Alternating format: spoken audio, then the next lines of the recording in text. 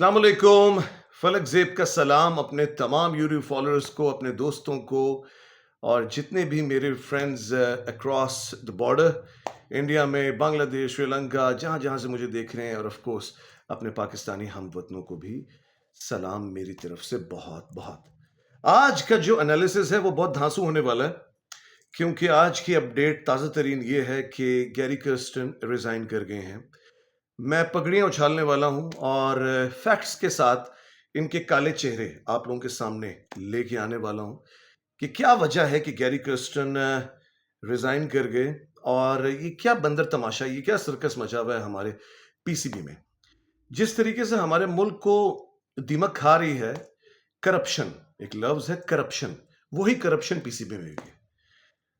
क्योंकि इसका एक पार्ट है, गवर्नमेंट का एक पार्ट है, हुकूमत का एक पार्ट है, तो वो जो करप्शन है वो तो हर जगह पे फैली हुई है। Let it be education system, media, sports, government, हर जगह पे करप्शन। और ये दीमक है और इस दीमक पे जब तक छिड़काव नहीं करेंगे हम बोरिक पाउडर का या कोई तेज धार किस्म का जो है ना वो खतरनाक फिनिश का इस्तेमाल ना किया जाए, कुछ भी नहीं होने वाला। हमारे मुअद्दब, बहुत ही मुअद्दबाना और बड़े ही इज्जत माब मोहसिन नकवी साहब ने बड़े बड़े दावे किए और कहा मैं सर्जरी करूंगा।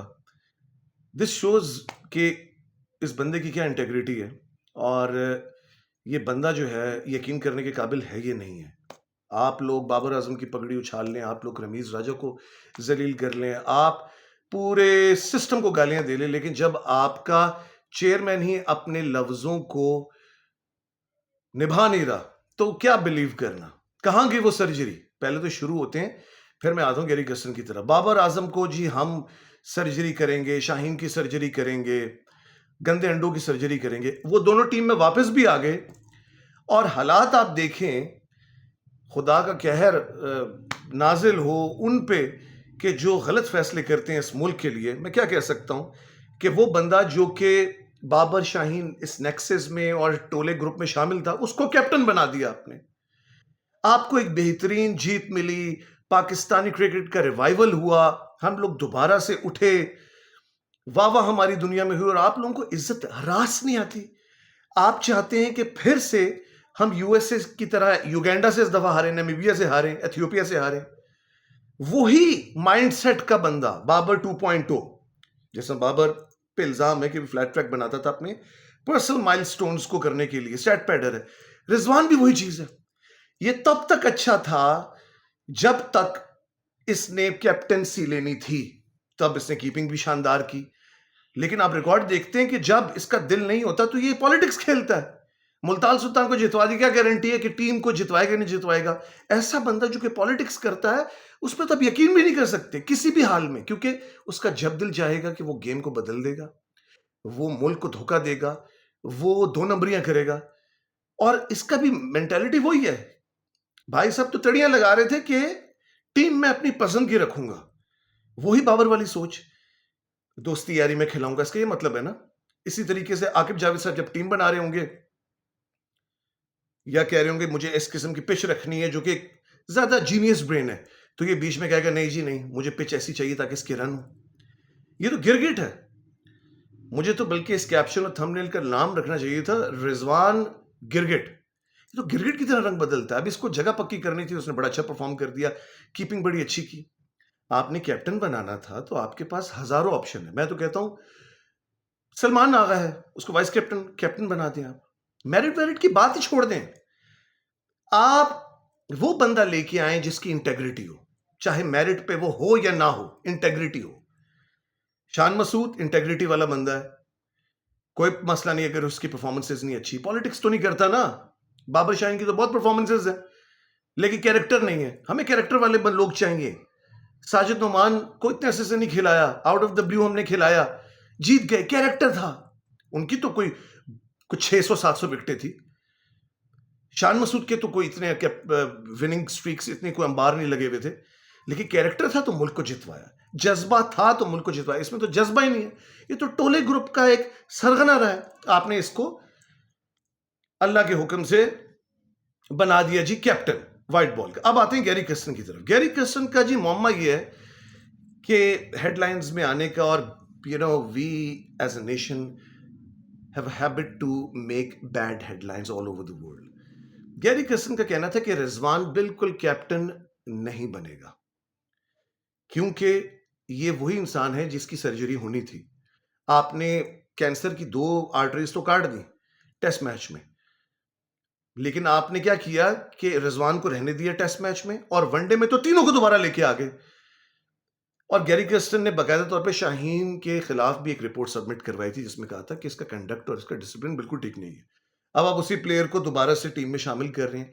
तो गैरी कर्स्टन जब ये देख रहा होगा तो क्या वो खुश होगा? वो कह रहा होगा कि ये कितने दोगले, कितने हिपोक्रेट और कितने खराब लोग हैं। मैं किस मुल्क आ गया हूं कि जहां पे खुद चेयरमैन कह रहा था कि मैं सर्जरी करूंगा, उन तीनों सर्जरी करने वाले प्लेयर्स को दोबारा लेके भी आ गए, और जिन्होंने वाकई मुल्क की रेप्यूट के साथ खेला, पॉलिटिक्स करके हमारी बुरी हेडलाइंस बनाई, वो अब दोबारा स्क्वाड का हिस्सा भी हो गए।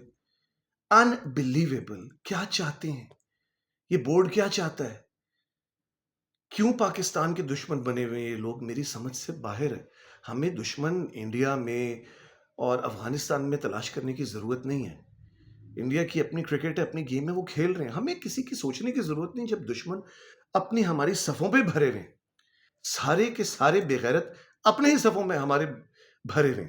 अब इसी आकिब जावेद ने जिसे जितवाया, इसको जलील करके अब निकालेंगे अगले महीने की। उससे पिछले वक़ार यूनिस था, उसको निकाला, वहाब रियासत निकाला, इसकी भी बारी आएगी। परसिस्टेंसी है, कंसिस्टेंसी है इन लोगों में कि गैरी कर्स्टन जैसा जीनियस ब्रेन, आप उसके साथ बैठें और उसके साथ नेगोशिएट करें। आप हर टुच्चे प्लेयर के साथ आप बैठ के टेबल टॉक करते हैं, सिफारशी प्लेयरों के साथ, पर्ची प्लेयरों के साथ आप बैठ के गुफ्तगू करते हैं। गैरी कर्स्टन आपसे हैंडल नहीं हुआ। आप उसको बताते कि जी आपका ग्रीवेंस बिल्कुल ठीक है और आप बिल्कुल सही कह रहे हैं। और आपने बाबर शाहीन को वापस लेके क्यों आए? I have been a big supporter Babar Azam, लेकिन वो डिजर्व ही नहीं करता। वो कहां से डिजर्व करता है? कहां से आपको लगता है कि उसका नाम होना चाहिए? T20 वो डिजर्व नहीं करता। वनडे में उसकी परफॉर्मेंस डिप डाउन हुई है, टेस्ट में तो बिल्कुल नहीं करता। और जब आपने तहिया किया है कि you need to take a break, तो दोबारा उसको इंटरनेशनल सर्किट में लाने का मकसद, आपने तो उसको ब्रेक दिया ही नहीं। आपने तो उसको मोहल्लत ही नहीं दी, उसके जहन को टाइम ही नहीं दिया। आपने कहा ठीक है, ड्रामा ढकोसला कर दिया, दोबारा इधर आ जाना। टोपी ड्रामा किया था, वो तो अल्लाह के हुक्म से हम जीत गए। बाबर और शाहीन को जेन्युइनली आप बिठाएं। जो उन्होंने गलत हरकतें की हैं, jokes aside, that topic aside, फिलहाल दे नीड अ ब्रेक। उनकी परफॉर्मेंसेस भी अच्छी नहीं चल रही। आप दोबारा उनको प्रेशर में लेके आ रहे हैं। दोबारा बाबर की परफॉर्मेंस अब इफेक्ट हो जाएगी, बजाय इसके कि rather you must have given some time in order to gather his thoughts and gather his courage so he can get back into the circuit back again with full force. ना सिर्फ आपने उनका बेड़ा गर्क कर रहे हैं, आपने बाबर 2.0 यानी रिजवान, आप उस उस जोकर को आपने दोबारा से कैप्टन बना दिया, जो कि अपनी जात में एक माइलस्टोन, सेल्फिश माइलस्टोन अचीवर है वो। और वो सिर्फ उन मैचेस में परफॉर्म करता है जहां पे उसको जरूरत है अपनी जगह बचाने की। मैं देख लेता हूं वनडे T20 में क्या होता है। वो अगर जीत भी गए फिर टोलेबाजी करेगा, फिर नए-नए लोगों को शामिल करेगा, फिर पॉलिटिक्स खेलेगा, फिर इसी तरीके से ये बदमाशी चलती जाएगी। आई डोंट नो ये सिलसिला कब तक चले। तो मोहसिन नकवी साहब, आपको सलाम है। क्या बात है सर आपकी।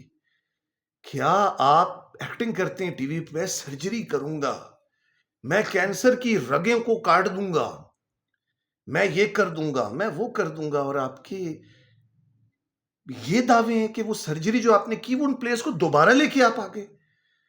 इतने आदमी से इतनी गट्स नहीं, और यही तो मौका था। अगर आप कहते कि नहीं जी मैं क्रिकेट फ्रेटर्निटी से खराब नहीं करना चाहता, क्यों खराब करेंगे आप? जब आपने एक स्टेप ले लिया कि बाबर आजम नहीं खेलेगा, शाहीन नहीं खेलेगा, और हम जीत भी गए, तो आपके पास यही टाइम था स्टांस लेते कि भाई बिल्कुल ठीक है, टीम उनके बगैर भी ठीक कर रही है, कोई जरूरत नहीं है।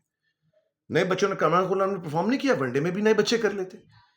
अब नए बच्चों को आपने नाम तो डाल दिया, अब मैं देखता हूं कि वो नए बच्चे खेलते कितना, जगह नहीं बनेगी किसी की। जब आपने रिजवान और शाहीन इन सबको लेके आगे, जो कि इन एक फॉर्म में नजर नहीं आ रहे आपको, एक अरसे से नहीं नजर, दे नीड अ ब्रेक। 6 7 8 महीने का इनको ब्रेक चाहिए। करप्ट बोर्ड है हमारा, करप्ट सिस्टम है, जिसकी वजह से आप देख रहे हैं कि क्या बर्बादी मची हुई है। वीडियो अगर आपको पसंद आई हो तो प्लीज़ लाइक और शेयर लाज़मी कीजिएगा और चैनल को सब्सक्राइब कीजिएगा अगर सच सुनने का शौक है, क्योंकि मैं सच ही बोलूँगा और फैक्ट पे बात करूँगा जो है। दैट्स इट, अपना ख्याल रखिएगा और I will catch you tomorrow with new analysis. बड़ा इंटरेस्टिंग होने वाला है, आई एम टेलिंग यू। कोई बंदा भी जो करप्ट होगा, बुरा होगा, वो बचेगा नहीं। उसको हम डिस्कस करेंगे और जहाँ पाकिस्तान अच्छा करेगा, हम ज़रूर उजागर करेंगे उनकी अच्छाइयाँ।